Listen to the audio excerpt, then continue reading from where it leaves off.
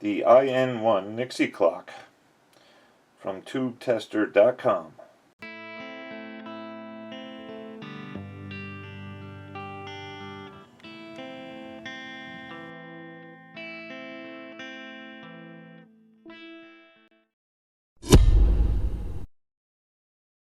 Well, here we go.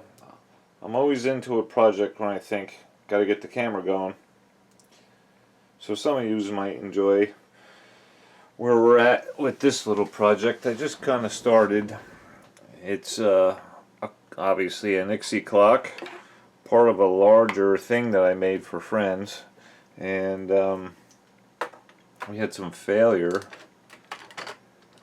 and I didn't realize that these IN-1 tubes are very problematic. Apparently they like to develop shorts internally, and I found that out after building this whole really nice thing and gave it away. And upon visiting, one tube went dark, and then sometime later another tube went dark, and I just left it running over there, and here it is 6 months later after that started to happen. I'm like, these are only two tubes that are working anymore. I'm like, oh boy, I hope it didn't create any damage. So I marked those 4 tubes that aren't working anymore, and we're going to test those.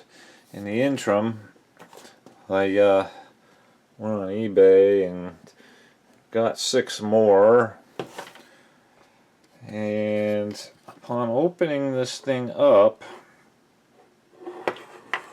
we're starting to see a little ugly here and there.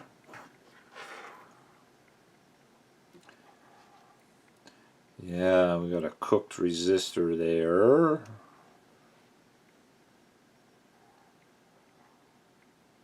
Cooked resistor down there.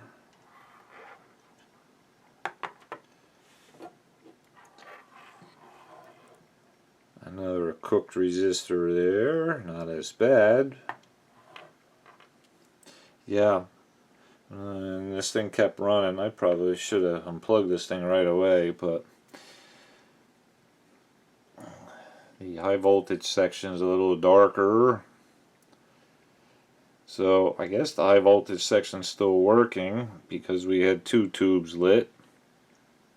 Got the schematic printed out, and there's the resistors 1 through 6, which are the anode resistors. So that kind of makes sense. So it looks like maybe 3 or 4, not sure yet, anode resistors, and they're randomly placed all over the place. But yeah, this down in here is an anode resistor, so it feeds the one bottom pin, and then there's another one for this bottom pin, so on and so forth, as the pinout on the tube requires. So we'll get some anode resistors changed, test some tubes, put some tubes in it, see if this thing comes back to life. Hopefully it does. Then what I think I'm going to do is gouge out the trace that distributes the high voltage to all the anode resistors, and possibly put a fusible link in there of some sorts that'll pop before potentially causing further damage before returning this back into service. This Nixie clock kit is an older one and made by, I guess, Dieter at tubetester.com. Seems to be an adequate quality. It's just the bad IN-1 tubes that create problems when they short out. This is an old tube here. The pins are numbered 1 through 11. 11 is the anode. We have a 33k ohm resistor on that, coming from a 170 volt DC supply, and pretty much 1 through 10 are the digits. 1, and they're in order, and you can see something funky going on there. There's a funky lead-in wire going on there. 4 doesn't look right. That one doesn't light. Oh, something deep in the tube. 6 works. Yeah, 7, that's something going on there. Yeah, tube is, that's 2 digits at once. 8 and 9. And yeah, 8 and 9. And whatever that mess is. Yeah. One of the 4 actually looked pretty good, but I'm going to put a big question mark on that because that wasn't lit at all. One of the other tubes had a 0 and a 6 crossed. Yep. We'll pull some new ones out, check those, and move forward with the changing the resistors and see what happens. This is the last of the 6 new ones that I bought.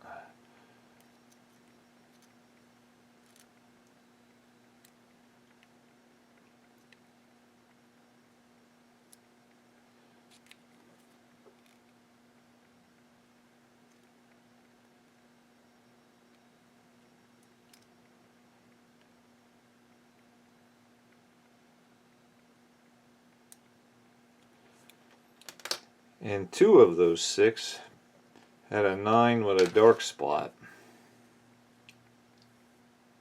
This one, the anode mesh, is shaped like a wave. And maybe they all are. Just shows you the quality of these tubes weren't quite up to par. So I guess early Soviet era, some of the first tubes maybe they made. They got better in time, but these definitely, if you're building some Nixie clocks, stay away from the IN-1 tubes. The digit 9 partially being out on 2 of the tubes of the 6 I mentioned may be just an anode resistor thing. So this schematic shows 15K and I was using 33K on here. I didn't actually measure the current flow to the tube. I always figure around 25K, so dial it back to 15, and the 9 did perform a little better on those 2 tubes, but I still used the 4 tubes that appeared to be the best out of the box.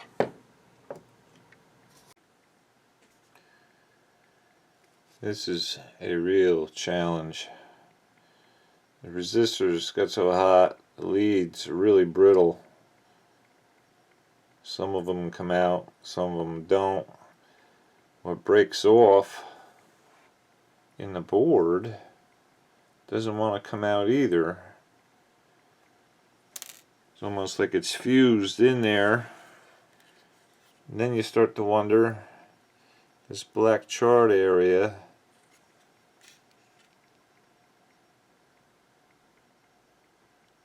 if that's even safe to run high voltage through anymore. If it's conductive or not, I am not sure. I don't think it got that bad. But at any rate, to get that piece of that out of there, it does not want to budge. Then there's this R1 resistor down here, first anode resistor, and apparently there was a redesign or modification done because there was a capacitor wedged in there, botched in with, jumped over to one lead of this power transistor here, and it was nestled right up against this inductor, which gets very hot. And this is the capacitor I took out. Yeah, that's a little bulged from the heat probably. So I had to take a few notes as to how that was botched in there, and I'm going to note them on the schematic best I can, but everything's compacted in there. I'm not quite sure what's going on. And then it's charred. And this resistor didn't want to come out either. That did not play well. So as far as the anode resistors going back in their original locations, I don't know. But we can't let a good challenge go. We gotta persevere, right? So I'm not going to spend much time on doing it the way it should be. I think I'm just gonna, well, we'll see what the end result is. So two of the worst burnt resistors, it proved almost impossible to get the leads out of the board. Almost like the lead welded itself to the tin. So in a crude manner, sometimes you have to resort to abnormal practices. I took the only small drill bit I had on hand, and yes, I drilled through the board there, and 2 places in here. And I can pick up the trace on this side of the board for high voltage, and on the underside, I believe I can pick up the trace to go to the anode pin of this tube. It'll work. It'll live again. Then one thing I do have to do is somehow, although both supplies are fused, there was not enough load here to drive this hard enough to melt this fuse. So it seems like these IN-1s are going to be problematic in the future, is my guess, even though I replaced them. I need to break the high voltage circuit somewhere and put some sort of a fusible link in the high voltage output area, is my hope, and to protect the board from doing this again. So we have Heathkit power supply at 12 volts feeding the clock that's up and running again. Replaced 3 anode resistors and 5 tubes. What we have going on over here is I broke the high voltage supply at a component, and right now I have bridging that gap a current meter, and we're between 16 and 17 milliamps. So that tells me what I would need to possibly try and find a fuse. I'll stop in the electronics hobby store next time I'm in the area, and I will bridge this gap that the current meter is doing. As you can see, if I lift that current meter out of circuit, the high voltage goes out. If I restore it,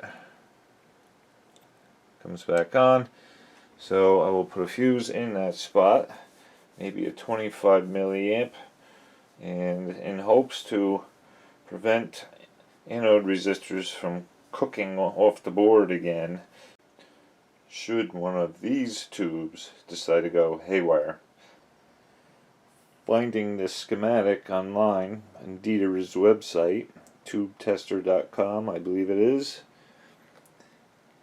was very helpful and necessary in trying to get this fixed. And the power supply, I have some added notes here. It looks like there's a modification done on this board in the area of the high voltage supply inductor and capacitor. arrangement with a resistor added. A 1.5 ohm resistor in series with this diode was found. And it looks like they took this 4.7 microfarad capacitor and utilized two separate 2.2 microfarad capacitors. The 2.2 in this location where this 4.7 is called out, and an added one in between the diode and added resistor to ground up here. Then we have the instructions for the various menus and submenus and menu navigation, and this is the stuff that drives me nuts with the modern microcontrolled clocks. I just want to set the time. I really dislike pulling out a menu and trying to figure out how to set a time rather than just going to the back and hitting a button, especially for the annoying daylight savings time we have here. I think it was PV Electronics came out with a good design on one of their clocks that I built, and there was a toggle button on the back for daylight savings time, which was a godsend. It was beautiful. I gave that one to a family member. Don't these guys know that Thanksgiving's coming? Turkey, turkey, turkey. So not too botched. We did drill some holes. We got the anode resistor in. This mess menagerie over here was a partial revision done prior to me coming along, and then I added in a fuse for the high voltage section.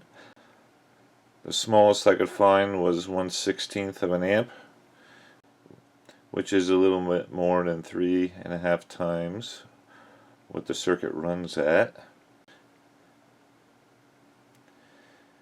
And this capacitor has been replaced and just wedged in.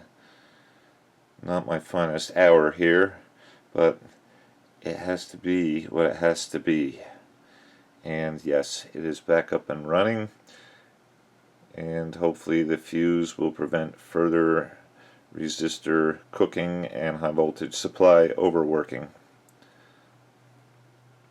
I gotta say, this one stout high voltage supply, it hung in there. It is now all back together, and we'll see how long these IN tubes will last.